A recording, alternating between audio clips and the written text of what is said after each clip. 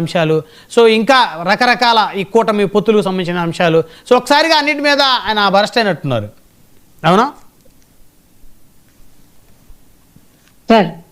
సుజాత గారు, మా అధినేత మా పక్క ఊరు రావడం మాకు చాలా నిజంగా ఆనందం కలిగించిందండి.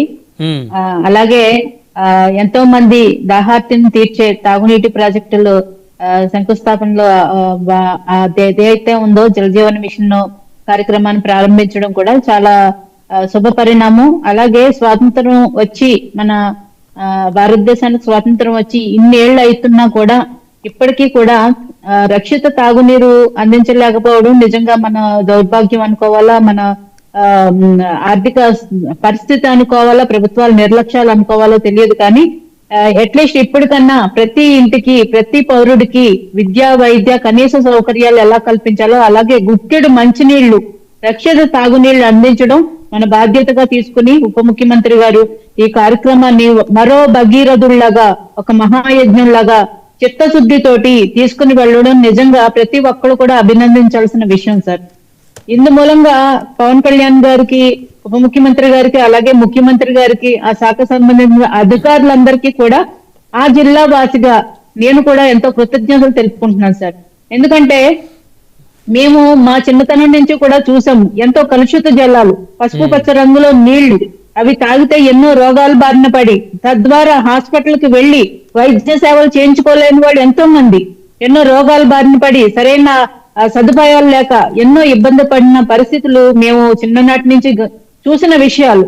కాబట్టి ఈ రోజు ఆ పరిస్థితికి ఒక ముగింపు, ఆ సమస్యకు ఒక పరిష్కారం చూపించే దిశగా ఈ రోజు ప్రయత్నాలు జరగడం నిజంగా మా అందరికీ కూడా చాలా హ్యాపీగా ఉంది సార్.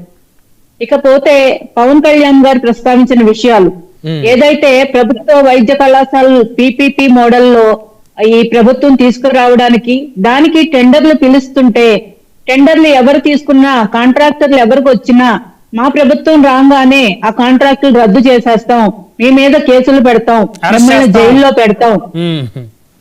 ఇటువంటి వ్యాఖ్యలు నిజంగాను ఇవి అసలు రాష్ట్రానికి ద్రోహం చేసినట్టు ఒక రాజద్రోహం కిందే ఆ మాటలను తీసుకోవాలని నా అభిప్రాయం సార్. ఎందుకంటే ఒక రాష్ట్రానికి అభివృద్ధి జరుగుతుంటే మీరు హైకోర్టు కూడా ఈ పీపీపీ విధానాన్ని సమర్థించి, నీతి ఆయోగ్ సమర్థించి, పార్లమెంట్ స్టాండింగ్ కమిటీ సమర్థించిన విధానాన్ని మీకొక్కడికి నచ్చలేదని మీ ఈగో సాటిస్ఫాక్షన్ కోసం మీరు తొక్కేయాలని చూడడం ఆంధ్ర రాష్ట్ర ప్రజలకి అన్యాయం చేయడం కాదా? ఈ విషయంలో పీపీపీ విధానంలో నేను ఒక 10-15 డిబేట్లు మాట్లాడి ఉంటాను సార్. అందరం చెప్తూనే ఉన్నాం, ఇటు టీడీపీ నాయకులు చెప్తున్నారు, జనసేన నాయకులు చెప్తున్నారు, ఆ శాఖ మంత్రి చెప్తున్నారు, చంద్రబాబు నాయుడు గారు, లోకేష్ గారు, పవన్ కళ్యాణ్ గారు, మేధావులు ఎంతో మంది ఈ విషయంలో పీపీపీ విధానం గురించి అందరూ చాలా క్లియర్ గా అర్థమయ్యేటట్టు చెప్తున్నారు. అంటే వీళ్ళకి అర్థం అయినా కూడా కానట్టు, అంటే గుడ్డివాడికి అయితే చెప్పగలం, గుడ్డిదనం నటించేవాడిని నిద్ర లేపలేమంటారు చూసారా, అంటారు చూసారా, నిద్రపోతున్నట్టు నటించేవాడిని నిద్ర లేపగలం కానీ నటించేవాడిని చెప్పలేమని. ఆ విధంగా ఎంత చెప్పినా కూడా మేము పట్టిన కుందేలకు 3 కాళ్ళని ప్రైవేట్ పరం చేసేస్తున్నారని ఒకటే తప్పుడు ప్రచారాలు చేయడాన్ని నిజంగా ఇప్పటికన్నా వైసీపీ మానుకోవాలి. ప్రజల్లో మరింత చులకన కాకుండా ఆ పార్టీ సరైన రాజకీయాలు చేయాలి.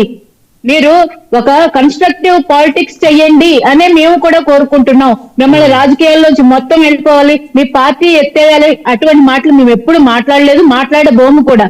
మీరు ఉండండి, సరైన రాజకీయాలు చేయండి అని చెప్పి మేము కూడా మొదటి నుంచి కోరుకునేది సార్.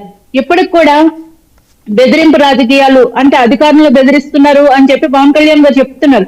అధికారులు భయపడుతున్నారు, బెదిరిస్తున్నారు, రౌడీ రాజకీయాలు చేస్తారు. రౌడీ రాజకీయాలు చేసిన వాళ్ళని తొక్కి నారబెట్టి లోపలేస్తారు ఖచ్చితంగా. ఎందుకంటే ఎన్నో కష్ట నష్టాలు కోర్చి 5 సంవత్సరాలు విపరీతమైన ఒత్తిళ్లు, కేసులు, ఎన్నో రకాల అవమానాలు అన్ని భరించి అన్ని దెబ్బలు తిని వచ్చి రాటుదేలిన మనుషులు ఈ రోజు ప్రభుత్వం ఏర్పాటు చేసిన వాళ్ళు. కాబట్టి వాళ్ళు మీ ఉడత ఊపుళ్ళకి ఎవరు భయపడరు.